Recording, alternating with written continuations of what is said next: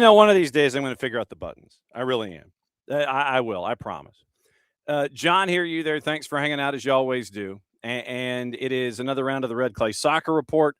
And we will go for the next hour, let you know what's going on in and around the state. We've got brackets. Well, we've got brackets as best we can. I might just be staring at empty space. We've got schedule for today. We've got to talk about what happened last night with Johnson Gainesville's boys in Westminster. We've also got your rankings. We'll let you know what's going on there. And the rankings lead us into our two guests. Batting leadoff, it's going to be Scott New, the head coach at Carrollton. And then after that, and we'll check her schedule because this is spring break. And, some folks are on vacation. Some folks are, they're doing their thing. They're kind of locked in 24/7, 365. And we just get to see where folks are. So we catch up with Coach Versprille from Long County, and we'll go from there. So Carrollton and Long County are the guests. That comes from rankings, and it's a chance to always get there and say Ludowici. I get to say Ludowici, Ludowici, and that is a kind of a joke that Hannah and I have on the GPB side of things for me. Because when the Blue Tide of Long County, by the way, it's one of the coolest logos out there. When they show up, and I talked to Mike Feaster on the FOOTBALL side of things and find out what's going on there in Ludowici, I always ask Hannah, what's the county seat of Long County? And she goes, I don't know. And I always say Ludowici. And then I ask her to spell it. And then she goes, I can't. And then I spell it. Ludowici, Ludowici. So that's kind of where that has come from. It's a bit of a running gag with the time that I have on GPB. So we're going to catch up with both of those coaches as we go. But we're not going to waste any time. As always, presented by our friends at Kaiser Permanente. We're going to go to Carrollton, unless he's someplace else. Scott New, the head coach at Carrollton, hanging out with us. Are you in Carrollton? Are you in a studio someplace else? Where are you this spring break week, sir? No, I'm in Carrollton. I'm at our field house. Okay, so that is the coach's backdrop that is there for interviews like this. That I'm sure that Matt Skinner probably spent a good 15 to 20 hours preparing with lighting and triangular grids and keys and fills and everything, right? This is just in our team room. So but Matt would do all that. Thanks for coming on, especially now. This is spring break for you, right? Yes, sir. Okay, so technically it is a spring break week. And what are you doing during spring break week? Are you spring breaking? Are you taking any time for yourself? Are you catching your breath? Is it practice? What's going on this week? Yeah, it's a good time for everybody to kind of unwind. We have some optional practices that we let the guys get into, but we also give them an opportunity if they want to get away, they can get away. But really, it's a great opportunity for us to get some guys that are banged up, healthy again, and then rejuvenated to get ready for this playoff run. All right. So, obviously you look at the standings and everything, and you look at brackets and all of that stuff. When you came into this season, what were your expectations coming into the year when it came to Carrollton and the soccer program? Well, we had high expectations. We had high expectations every year, but we came off of a strong season last year. The year before, we actually beat Hillgrove, who was number one in the state at that time, in the playoffs. So that was a big momentum boost to let us know that we could play with most of the teams in the state. And then last year we had a 14-1 record going into the playoffs, ran into a really good Discovery team. Just probably wasn't our best game.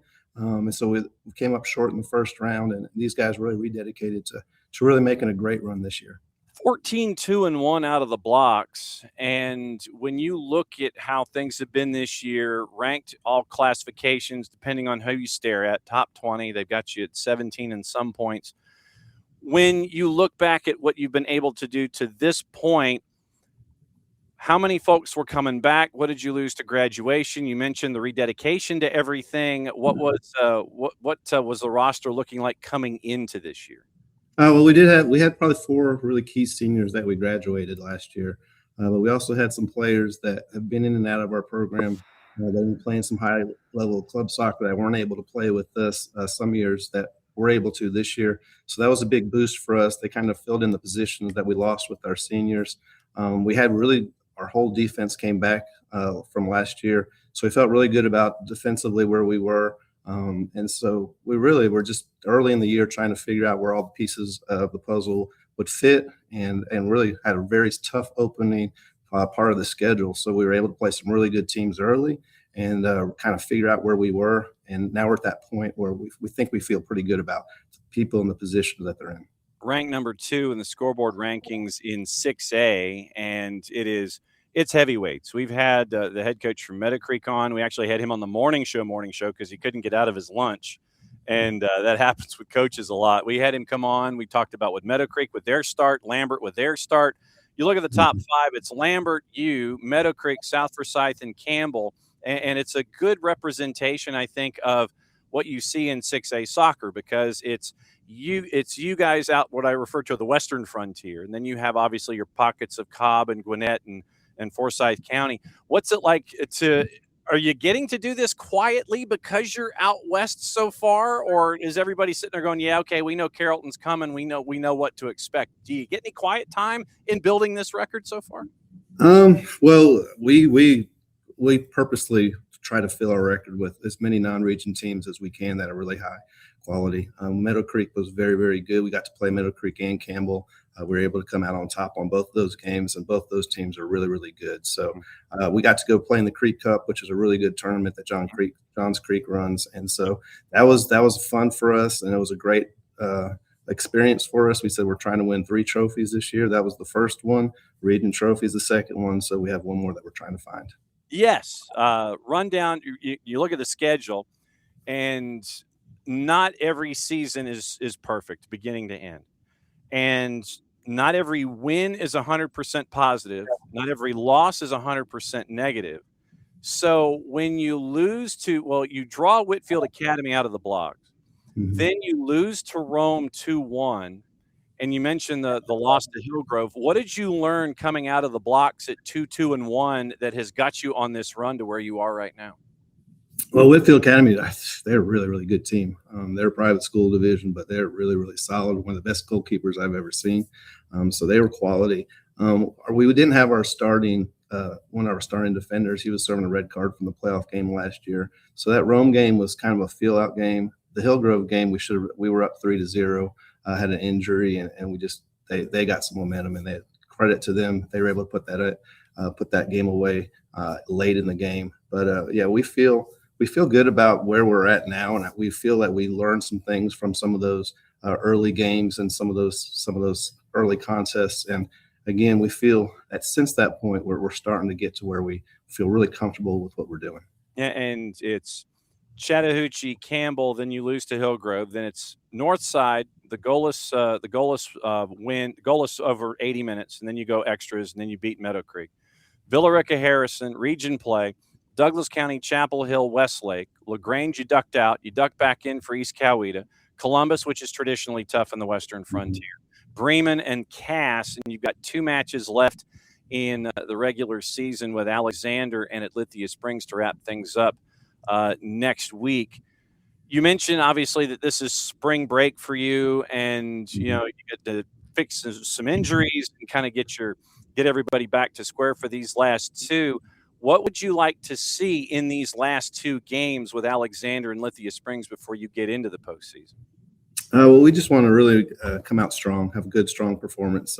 Again, coming off of a break, we'll have a real good practice on Monday. Tuesday, we'll get out there against Alexander, who we play every single year, so that they're definitely familiar with us as well. So we just want to make sure that we get and play at a playoff level. We want to try to make sure that we're playing at as much quality as we can, and we want to really try to make sure, again, obviously, we don't want any injuries, we don't want any cards, we don't want anything like that, but we want to go out there and have 2 performances to get us ready for the playoffs. And you mentioned how things have been offensively, and I want to talk about your defense for a sec, because you've given up 16 goals in 17 matches this year, but if you look at the math, more than half of those came in that early part of the season when you were trying to kind of get your sea legs about you. So it was 3 and then 7. So 7 of the 16 came in 3 of your first 5 matches.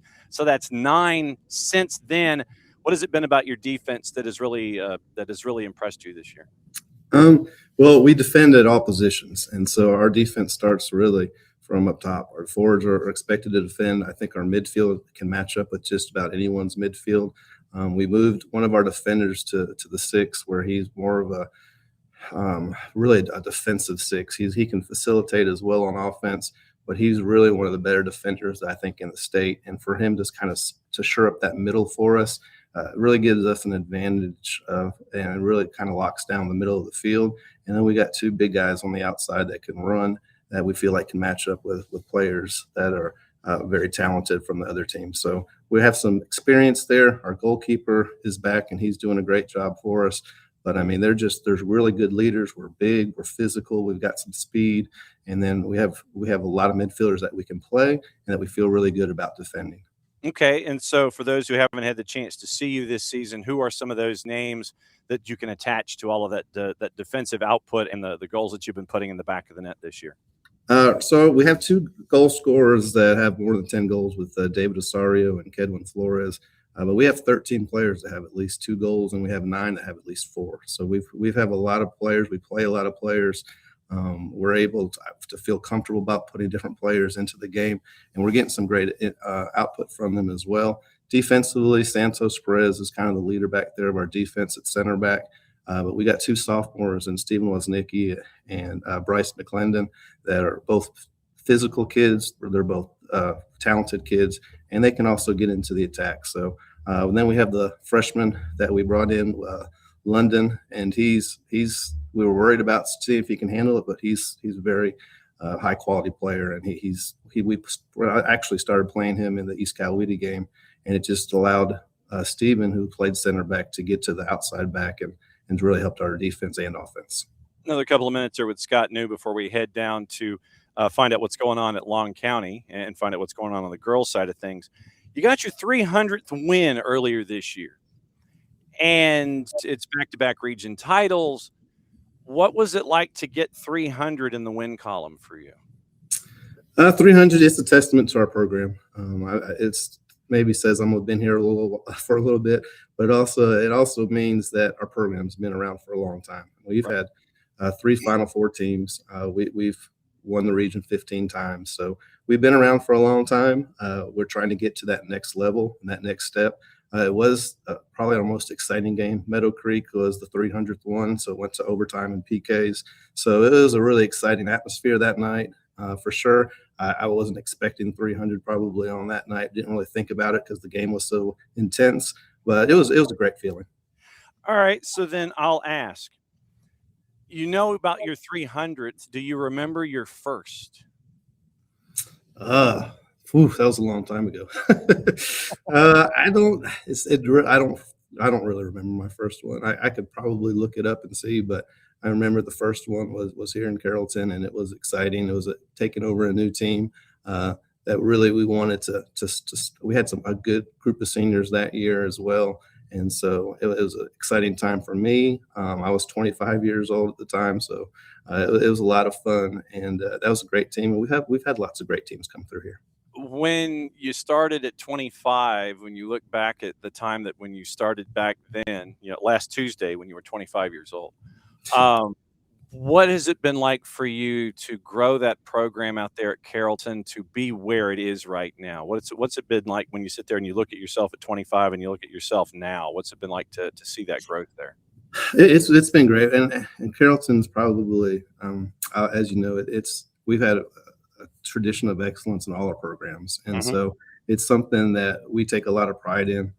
A lot of people think we're a football school, but all of our programs do really, really well, have high expectations. We've got great leadership from our administration, and they support everything. So it's been a fun job. It's been a job where you know that you have high expectations, and we kind of embrace that and look forward to it and are really excited about having a quality program.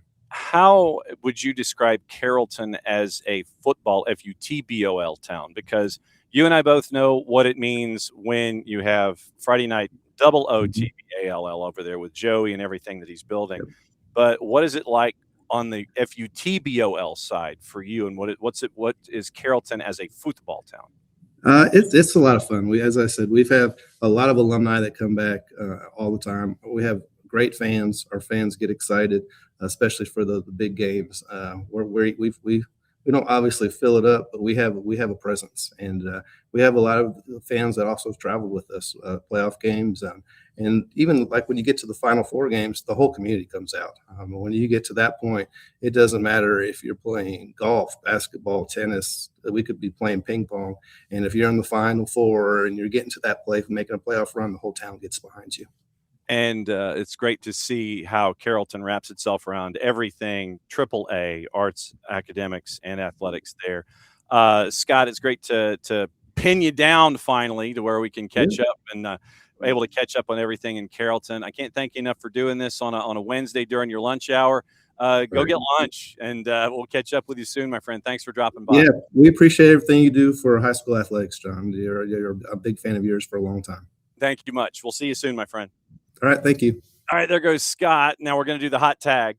We're gonna go ahead and hit the green light early. We're gonna go ahead and now I know that Kristy is not in Ludwig because it's spring break, and I know that she is she is not in she's not there in Ludwig, but because it is spring break week, I don't want to dilly-dally, and I don't wanna sit there and lollygag because she's on spring break, and she's got time to, like, actually do things, not having to do with soccer. So now we catch up on the girls' side, and we go to parts unknown or parts, not revealed on purpose because she's not at Long County and she's not on the premises. Coach V, good to see you. Thanks for dropping by. Nice to see you. Thank you. Good to see you. Now, all right, so I'm not going to disclose your location. I just know I'm going to tell everybody that you're spring breaking just as much as everybody else. You look in the rankings with Long County, and in scoreboard rankings, you're top 10. What's it like to have that kind of a ranking attached to the program this season? We're very excited. I mean, that's something that the girls and I keep tabs on. We have our goals set for the season. They get upset when they do see the private schools ahead of us, and I have to explain, we'll pull them out, but taking over this program this year, that was one of our goals. So we're happy, and the girls are happy. No doubt. And right now, for those that don't know, the rankings in AAA, which to me, top to bottom, is one of the tougher classifications across the board, because ahead of you in the polls on the public side, it's Oconee County, Whitewater, Harlem, Jefferson, Lumpkin, and Adairsville. And then underneath you in the standings at scoreboard, it's Cherokee Bluff, it's Calhoun, it's ARC. How tough is AAA in your mind when it comes to soccer here in Georgia? Very tough. I've coached in AA and single A, and it gets discouraging too, looking at some of the higher categorized teams that we can beat, but yet AAA, it's strong. It is very strong.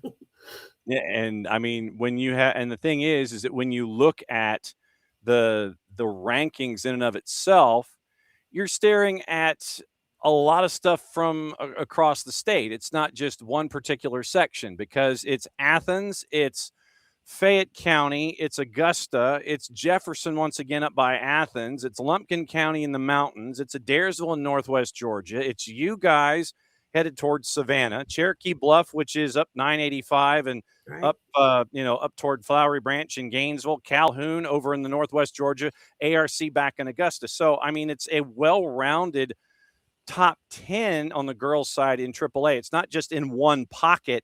And so you've got to kind of keep your head on a swivel, sitting there going, okay, I got to find out what's going on over here, and over here. It's not just one pocket that's ruling everything right now. I agree. And luckily I have some coaches that help me keep up with the different teams. And I am part of a coaching family. So my husband and my son also coach other sports. So they're giving me their input and helping us keep track of who's doing what.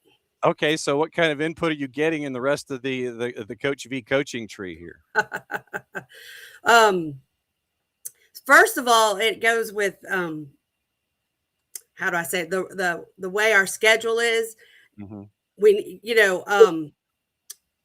We play mostly Savannah schools because of our region and travel time. But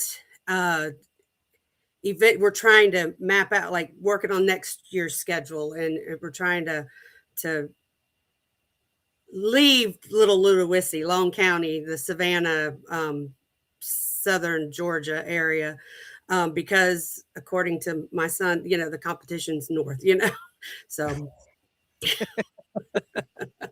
What are those conversations like with your son? It's like, well, we're pretty competitive here too, It's like, oh yes, you have no idea the conversations that go on in our home. So are you gonna put up you're gonna do like what do the kids do these days? Like you're gonna do the TikToks at the dinner table and sit there and have those kinds of discussions out there? I wouldn't be surprised if that ends up happening. 13-3 right Yes. now, and 8-1 in region. And I mean, it is a schedule that is, I mean, it's heavyweight, because we know about what Brian Lawson and Jeff Davis have been able to build over in the Pinelands in Hazelhurst with that program. Last time out of the blocks, it was 9 days ago. You had a tough game with them. Yes. But your schedule, I'm looking at your schedule here, and it's Brunswick, Savannah Christian, Ware County, and Ware County is a pack a lunch, a dinner, and a midnight snack trip, and maybe a hard hat and a cot. Mm-hmm. Going from Ludowici to Waycross. Like New Hampstead, Brantley, St. Andrews, Johnson, which gets you into region play, Calvary Day, which is region, which is crazy. Islands with what they're building. Windsor yes. Forest, SEB, Groves and Beach and Liberty. And we know what Liberty and Long, that's something that they don't like each other in any sport. And then you dial up Jeff Davis in non-region, and you've got the one matchup against MCA to wrap up things in a week's time. It's 8 days time from here. For those that don't know about this region, what has it been like to see it kind of grow to where it is, and you're having all of this heavy competition in the standings in the region? To watch the Savannah schools get stronger and stronger every year. You mentioned Islands. Whoa, yes. Mm-hmm. They have several freshmen, so they're just that are starters, that are scorers. They're going to be the team to beat. From it's been give you a with our team this year. We call it our 15 on the road trip mm-hmm. season. We have no home field. I don't know if you're aware of that. No. They tore it up for turf. So next year will be a wonderful year. So our girls have accomplished a lot. I think with that, our record right now being where it is, traveling on the go. We have to be at school at 7:00 in the morning. We don't get back till 11 something, this is the first spring break I've ever given girls off. Because we're beat up and tired and resting. But with that being said, going into the Savannah schools, so they're just getting better and better. And I believe it's a lot of the area coaches, the clubs working together. It's it's a popular sport that people are starting to really buy into. So there's only, they can only go up and get stronger due to all that. So then what has it been like for you to see the support for, and I think if I remember correctly, you have ties to 4 sports there at the school, right? You're coaching 4 separate sports. Is that still right? 3. Yes. Okay. Yeah. You're only coaching 3 this year. Yes.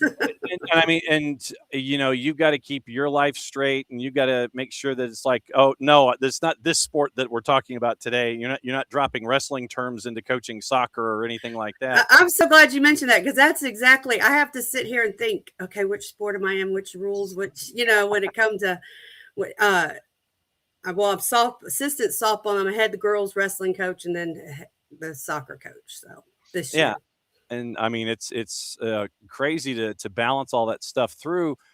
And what has it been like for you in your time there at Long County to see athletics kind of turn a corner a bit? And I think it's safe to say that they're turning a corner. You start with what Coach Feaster's been doing in the FOOTBALL, and with what Mike has been able to build over the last handful of years, to where he's catering, his offense and defense to his personnel, and he's doing well, and you're getting into postseasons and things like that. And what's it been like for you to see athletics and the support grow there at Long County in the time that you've been there? This is the 13th season for soccer.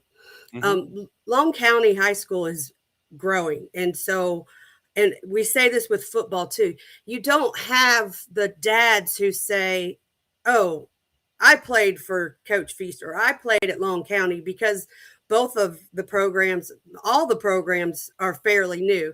So it has been interesting watching families that are from here that are finally having their kids and children play the sports that they played. I know soccer, we don't have, because of the age of the how long the program's been on. Mm-hmm. Like I said, 13, 14 years, we don't have the parents saying, oh, my mom, or the kids say, my mom played varsity at Long.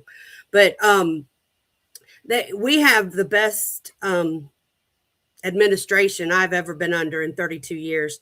And they are supportive. The sports are only getting better. I mean, it's been nice this year, I should say, watching all the success the different programs have had. And it's like I said, the administration is supportive. The coaches are supportive of each other.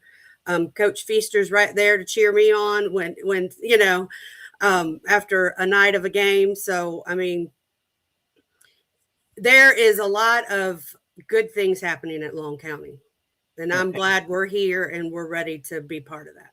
Yeah. And I mean, the family pedigree is, it's Toombs, it's Trutland, it's there at Long, and what athletics and the full package, academics and athletics, what in family conversations, what it means in that footprint. So going from, say, Lions to Soperton to Ludowici, that stretch of I-16, you've been able to see that particular part of the state grow, whether it's, firsthand or secondhand, and to see where Long County is now.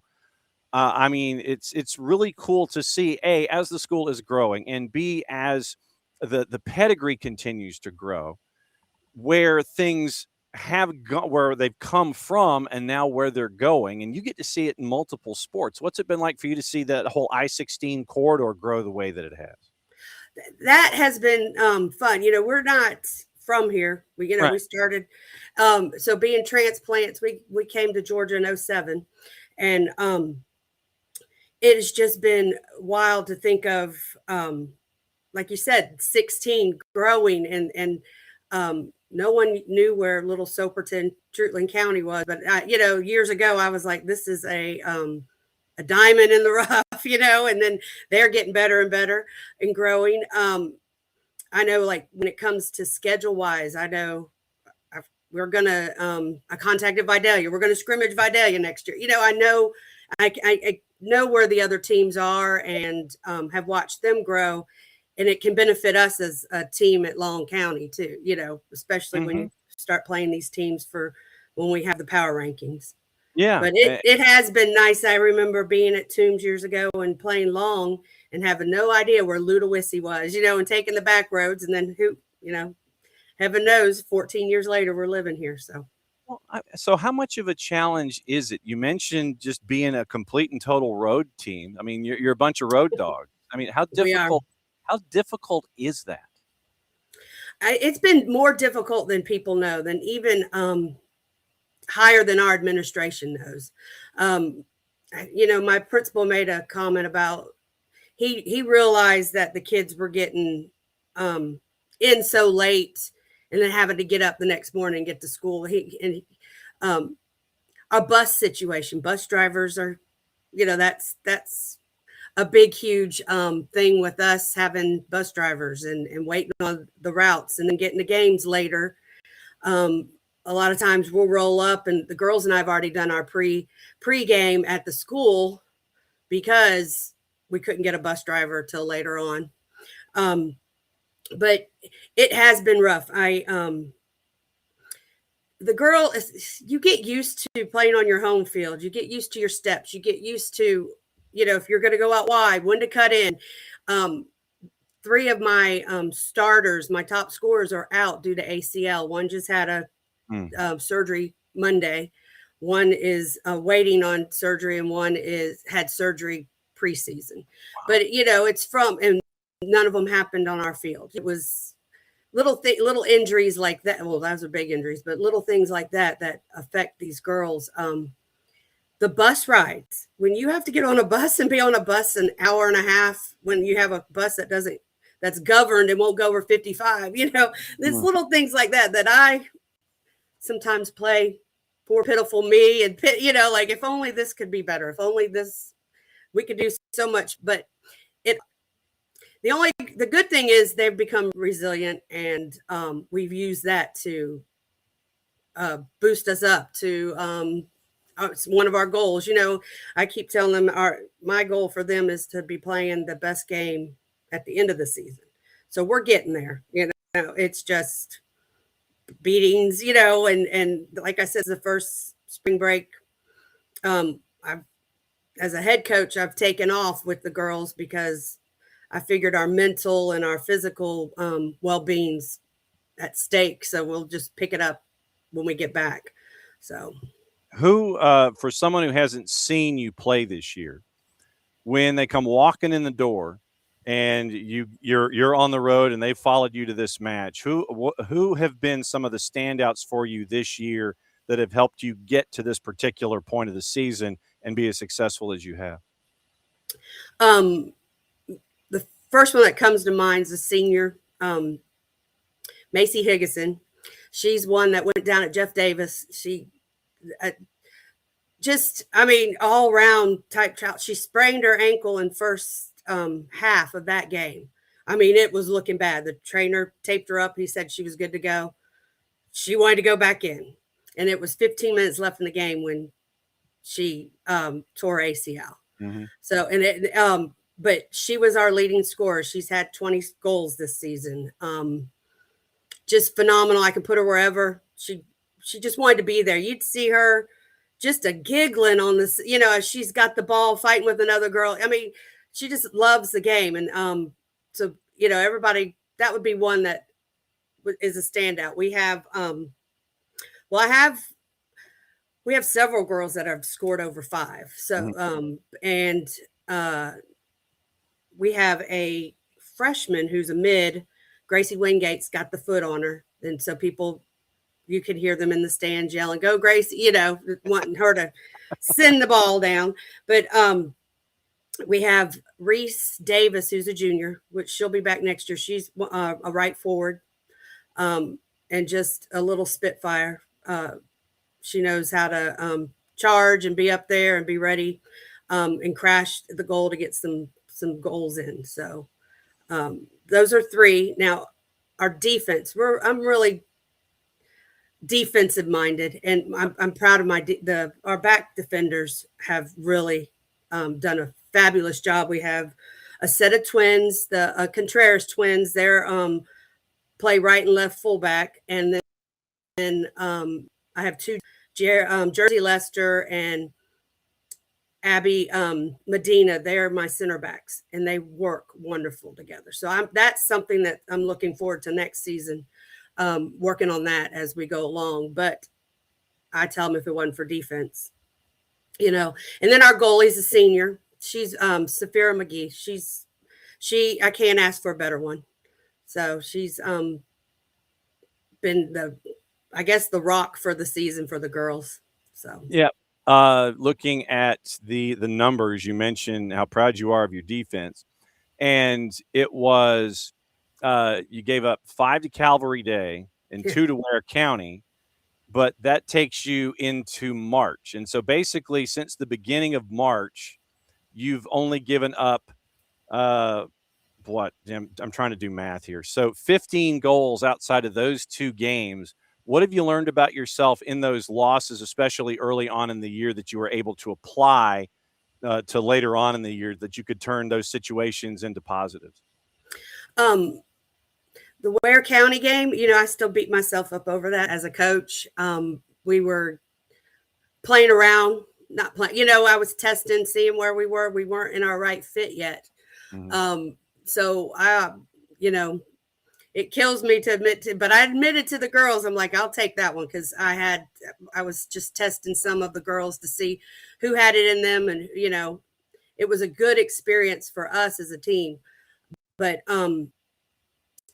from that, you can look as the season went on, how we got that defense in place. I had started out being new this year. We have the speed, but I had started them out as a diamond defense. Okay. And, it was hard for them to buy into that. So we kind of compromised, I wanted to hear what they had to say. And so we do that at times. We back up. I'm very impressed with the way they have taken to me, and they know they can come to me and say, look, we don't think this is working.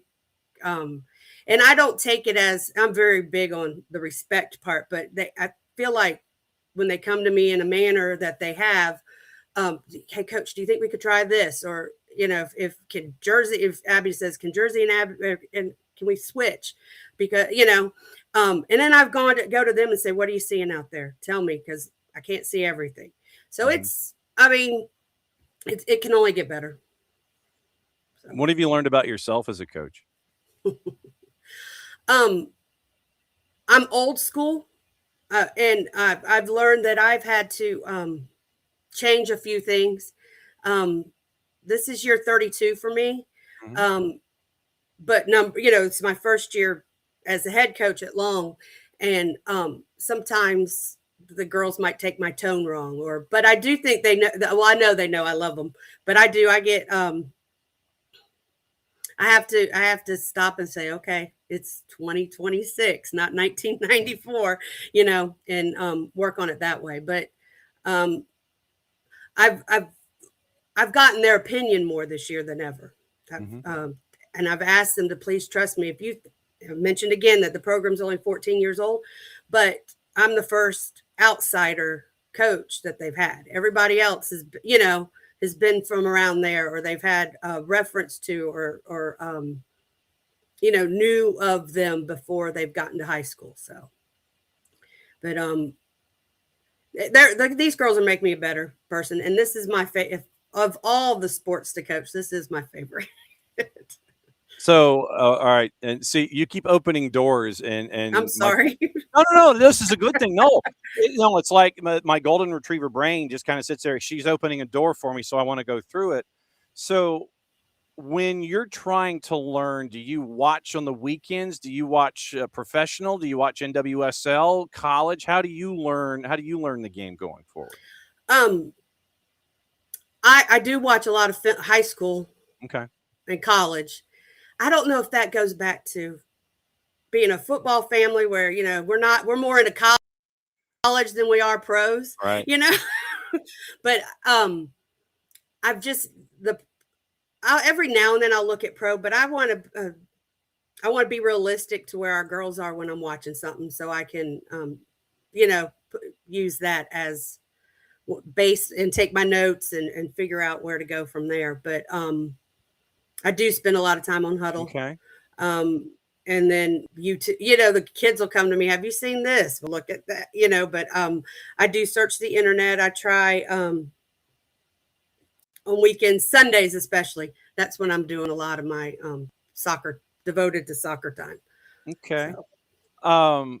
and I mean, and starting out, it sounded very Philadelphia Union of you with a 4-4-2 diamond. I mean, that is something that creates openings on the wings, and you're like, okay, how do we go this way? And then you got to force everybody into the middle. Trust me, seeing Philadelphia in Major League Soccer under Jim Curtin, I know about that 4-4-2 diamond, how it drives people crazy. Okay, so when you have questions about soccer, do you have other coaches on speed dial that you can sit there and it's like, hey, I've got a question? How do you handle your own questions outbound to other adults? When you talked about that formation, when I first started out, I don't know if this Eric Canada from Dublin, I coached under him. And then Chris Robinson at East Lawrence. I was with Chris at Dublin, and then I was lucky enough to be his assistant at East Lawrence.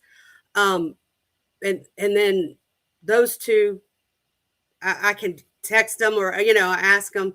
And then Davis at Trutland. So that's that. Davis Brinson at Trutland's ones that, and those are my go-to. Those it's girls respond. I've seen over the years differently to male coaches than females. So there's things that I'll go to them about at times. And they know it. So, well, and to that point, I mean, in your region and in the non-region schedule, there are programs that you go up against. I mean, 8-1 in region right now. Are you filling out your brackets? Are you doing your brackets with power rankings in pencil, or are you doing them in pen? Do you have any idea? Pencil, and then I'm just afraid what happened in basketball is going to happen in soccer, where not everybody's going to be putting in their stuff to the last minute. But yes, I've been, and then from there, well, it's spring break time, but I've been looking at film of some of the schools that we could match up with. And when you go up against, you mentioned what's going on in Savannah with teams like Beach and Johnson and Groves, and to a degree, I think Windsor Forest too. They're trying to learn and grow themselves. And you, I imagine, have seen programs like that. There are programs that you have in your non-region schedule that are learning the game in their pockets of space.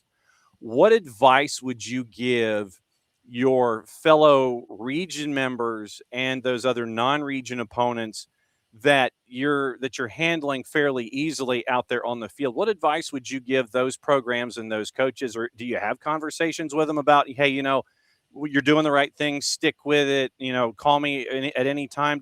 What advice would you give those kinds of programs that are learning still to get to where you are getting things at Long County? It's funny you say that, because I always like to, give them compliments at the, watch, like, Johnson has a phenomenal goalie, and when I said something to the coach, he said, "Will you please tell her that?" And he's like, "She needs to hear that." And I said, "Yes, I'll go over and tell her." Or Windsor Forest, the same. The coach there, she Cam as being the boys coach, and then just telling her that they're like so close, and I've been there. I've been the coach of those teams where they're developing, and just, you're right, just telling them it's almost there. You just keep doing what you're doing. But I do like to, give some kind of positive feedback to those coaches, because like I said, I've been there. So. And you've seen it in multiple sports, and I don't know how you keep your brain straight with everything that you've got to do there at Long County with each time of the year, and also being an FOOTBALL supporter as you go. I can't thank you enough for coming on and opening all these different doors and getting everyone acquainted with what's going on down there at Long County. Like I said, for me, it's a natural point of gravitation, considering I've seen what has happened in other sports. And when I saw that you've got them ranked at top 10 in AAA on the girls' side, I was like, okay. So that gave me another opportunity to see how things are growing down there at Long. I'm going to, this is what happens when you're not hydrating during interviews. After the show, I'm going to give you a call because I've just got another couple of quick questions. Okay. And I want to just, continue our conversation offline a little bit. Kristy, I can't thank you enough for Thank you. being a part of a sports family and a coaching family and everything and what you're building down there at Long. Thanks for opening the door for us, and I can't thank you enough. I'll catch up with you after the show. Okay, During that's fine. while you're on spring break, I'm going to Yes. bug you more, and we'll go from there. Thanks for coming Okay. on here at noon, and be good and enjoy spring break. All right. Thank you. There goes Bye. there's Kristy Versprille. And, for me, and I'm going to hit my mute button here for a second because I've got to clear my throat. So hang on. Okay, I didn't properly hydrate. That was my fault. Now, it was, and like I said, full disclosure in that is that I have a bit of a knowledge base from that part of the state because of the Friday night FOOTBALL and what Mike Feaster is doing down there at Long County and what he has been able to build over time. And as I told Kristy, I said, okay, I saw that you're ranked top 10, and that gave me a natural endpoint to see about more sports that are continuing to grow at this particular school. Because for those of you that don't know the background for the program and the fact that that the soccer program in and of itself is only 14 years old, Georgia High School Football Historical. Okay, so on the American football side, just to give you an idea about what coaching can do, it is a program that started back in 1984. And for their first 7 years of a program, they did not win a game. They were 0-50.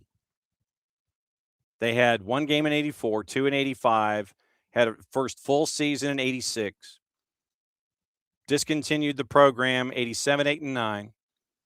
Kevin Giddens, a dear friend who went to the GHSA after all of his time as a coach, he coached the 1 year in 1990, and this is when they were all single A schools, smallest classification. Then they discontinued the program again, bring it back in 2002, and they go 0-30. But they kept the program around. So they were 0-50 in their first 7 years of an American football program. In their lifetime, they've had, I'm counting here, 12 seasons, regardless of the number of games. They've had 12 seasons where they did not win an American football game in high school. Their first 7, 84, 85, 86, 90, 2002, 3, and 4. Didn't win a game in 09. Didn't win a game in 2011. And then there was a stretch under JT Pollock in 17, 18, 19, and 20 where they won one game. 0-10, 0-10, 1-9, 0-10. And then you'll have a conversation with somebody like Mike Feaster with his time and with what Mike has done in the 5 years that he has been there on the high school football side. They have been in the playoffs each year. Had 5 wins in year 1, made the playoffs, lost in round 1. 6-4, 6-4. And this is now that because of all the growth that Kristy was talking about, they've gone from single A when they started, now they're a triple A school. And Ludowici used to be just a town that had a flashing red light, kind of like Portal, where you had the flashing red light and then the schools off there to the right-hand side. But with all the construction and all of the growth, as everything has moved its way west from the Savannah area, down I-16, past the military base, whether you're going south down the freeway of, 95? South down 95, out 16, southwest toward Fort Gordon, whatever it's called now, and everything toward the southwest that continues to grow. Ludowici is a part of that in Long County, and it gets a lot of the military population heading that way. So they've continued to grow. They're now a AAA school.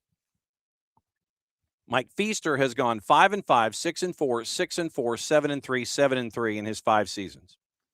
in American high school football. They've lost each time in the playoffs in the first round, but nevertheless, they have made the playoffs in 5 straight years after everything that program has been through in single A and double A leading up to the last 5 seasons.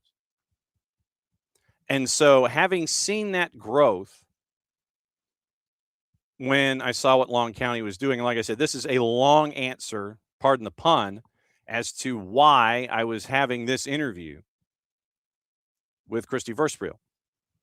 So to see Long County go to where they are now, it was a no-brainer for me to reach out. And I can't thank Caleb Gibson, the SID, enough for coordinating that while she is on spring break. So having that conversation with her, I thought it was important once again to see another sport at Long County that is continuing to grow. And I wanted to ask about the growth at Long County. And then she's playing Jeff Davis. So Brian Lawson is getting the opportunity to see what is being built, gets to test himself against the AAA program, one, and gets to see how that program is building, two.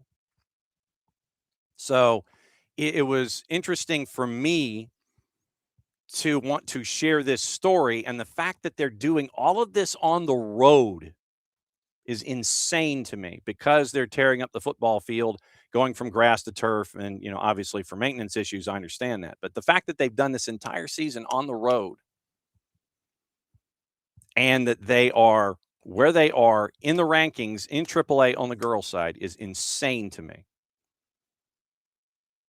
So that's crazy on a bunch of different fronts, but I'm glad that we were able to share that story with you here on Red Clay. So keep an eye out. Just on, you know, it's probably going to be a tough grid, and to find out where things are in pencil and such. Let me see if we have anything going on brackets wise. If anything has been filled in on in any sport across the board.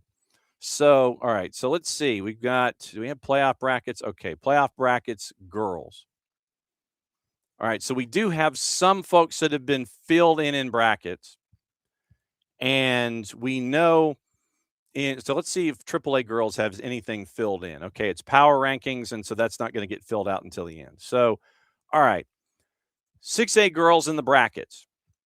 We do know that Parkview is going to be team number 4 out of Region 7. They are upper left, as is Denmark, who is the number 4 out of Region 6. Low left, Brookwood is your Region 7 champ, and you will have a possible quarterfinal on the girls' side of Brookwood and West Forsyth. Yeah, don't think for a second we're not calling that game on May the 4th. North Gwinnett is number 3 out of Region 7. Lambert is number 3 out of Region 6. They are low right. Norcross is the 2 out of Region 7. North Atlanta is the 2 out of Region 6. That's 6A girls. 5A girls, Glen Academy is the 3 team out of Region 1. They are in the same bracket as Houston County, upper left. Lakeside Evans is your runner-up in Region 1. They are in the same region as Lee County. Lee County is the 4 out of Region 2. That's low left. South Effingham is your 4 out of Region 1. Veterans is team 2 out of Region 2. That is low right. Upper right has Thomas County Central, the number 3 team out of Region 2, and then the top team out of Region 1, Greenbrier. So we're waiting to see who the top team in Region 3 will be for possible collision courses in 5A. In Quad A, Harris County is your number 2 team out of Region 3.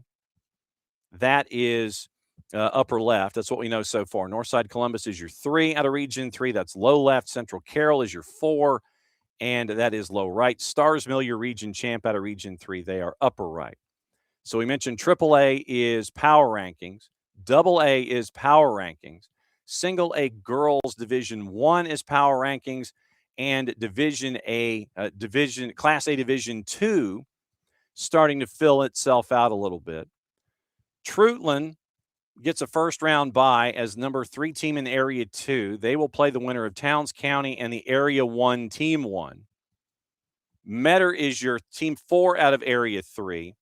They're waiting for Area 6's team number 2. That's upper left. Low left, Lake Oconee Academy. We've had them on the air this year. They are low left. Area 5, team number 1. Montgomery County, Area 2, team 2. Screven is waiting for the winner of that matchup. They get a first round bye as Area 3's team number 1. Low right, Dooley County's team number 4 out of Area 2. They are in the same mini bracket with Washington Wilkes, who has team number 3 in Area 5. They get a first round bye, and they wait for the winner of Dooley and Area 1, team number 2. Portal, Area 3, team 3. Those 3 are all low right. GMC, we know about GMC, and it's looking like GMC on April 28th as their first round bye. They get the winner of Lincoln County, Area 5, team number 2, and Area 1, team number 4. Claxton is in as Area 3, team number 2. So that is your Class A Division 2. Private side is power rankings, and that one will get settled later on. Boys side in the brackets that we know. Private, power rankings. 6A boys, Peachtree Ridge, team 4 out of Region 7. Alpharetta is team 4 out of Region 6. They are upper left. Low left, Meadow Creek, obviously Region 7 champs. They could be paired with Lambert to get out of their bracket. Quarterfinal matchup, Meadow Creek, Lambert, if you believe in chalk. North Forsyth and Berkmar are the number 3s out of Region 6 and 7, respectively. They are low right. Parkview is the runner-up in Region 7. South Forsyth is the runner-up in Region 6. They are paired together upper right as part of the upper right bracket. So that's 6A boys. 5A boys. Greenbrier, Region 1, they are the number 3 team out of there. Region 2's champ is Lee County. They are upper left, waiting for everybody else. Evans, the runner-up out of Region 1. Coffee is team number 4 out of Region 2. South Effingham, and they are low left. South Effingham, Region 1's team 4. They are low right. Veterans, Region 2, team number 2. Once again, that's low right. Glen Academy, region champ out of Region 1. Houston County, Region 2, team number 3. So that is your 5A boys layout. 4A boys, Northside Columbus upper left is the runner-up in Region 3. Ola is your region champ out of Region 2. They are upper left. Stars Mill, team 3 out of Region 3, and they're in the same mini bracket with team 4 out of Region 2 in Stockbridge, once again low left in Quad A. McDonough, team 3, Region 2. Mundy's Mill, your region champ out of Region 3. That's upper right. Union Grove, runner-up out of Region 2. Harris County is the 4 out of Region 3. They are low right. AAA boys, power rankings. AA boys, power rankings. A Division 1, Class AD1 is power rankings. AD2, Montgomery County gets a first-round bye. They're going to take on the winner of Washington Wilkes and the winner of the whoever is Area 1, team number 1. Then it is Lake Oconee Academy, Area 5, team number 1, and they are paired low left with Dooley County, Area 2, team 2. They're still waiting for their first-round matchups. Low right, Troutland, Area 2, team number 4. Lincoln County gets a first-round bye on the boys' side, Area 5, team 3. Portal, Area 3, team 3. GMC and Towns County. GMC gets a first-round bye waiting for Towns County, the winner of their matchup with Area 1, team 4. Claxton, Area 3, team number 2. And that's what we know from the brackets. So, schedule for today. Once again, we are in spring break. Anything is possible. So, we'll find out 10 matches today on the girls' side. And it is 4:45. It is Wesleyan and Holy Innocents. Perry and Veterans, if you're in Middle Georgia, go. Perry and Veterans at 5 o'clock. That's heavyweight. Galloway and Whitfield is at 5. We will be at Whitfield for their matchup against AIS on Friday, both boys and girls. St. Vincent, Savannah Christian is at 5 o'clock. It is Central and Northeast. That one is in Middle Georgia at 5:30. And also on the board, it is Mount DeSales and Piedmont Academy. That one is at 5:30 also. Sylvania and Dade County is at 5:30. Warner Robins and Northside, Battle of Georgia 247 is at 5:30. Lovett and Woodward is at 6.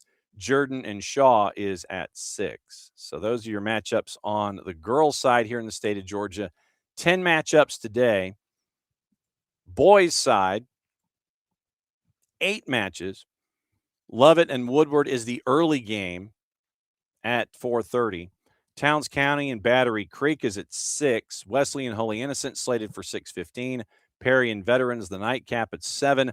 Warner Robins, Northside, the nightcap at 7. Sylvania and Dade, boys at 7:30. Jordan and Shaw is at 8, as is Galloway and Whitfield Academy at 13-1 and 1. So that is another go-round of red clay.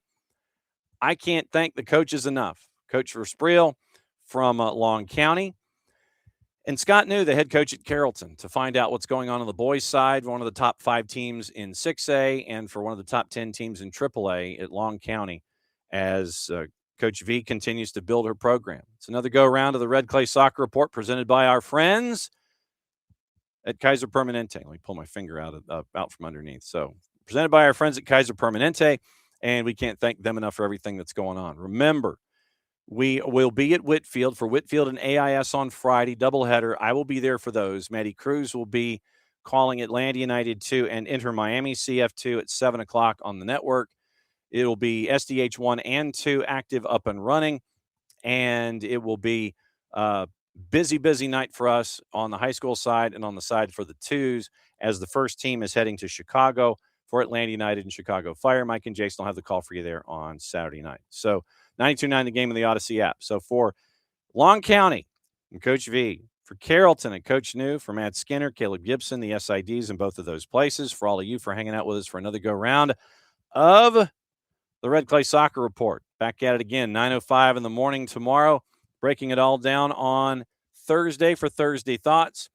It is Max Anderson, play-by-play voice of the Chicago Fire, Nino Torres from Fubo TV, Nico Moreno from Sounder at Heart. That is the morning show at 9:05. So for everybody here at SDH, it's another go-round of Red Clay.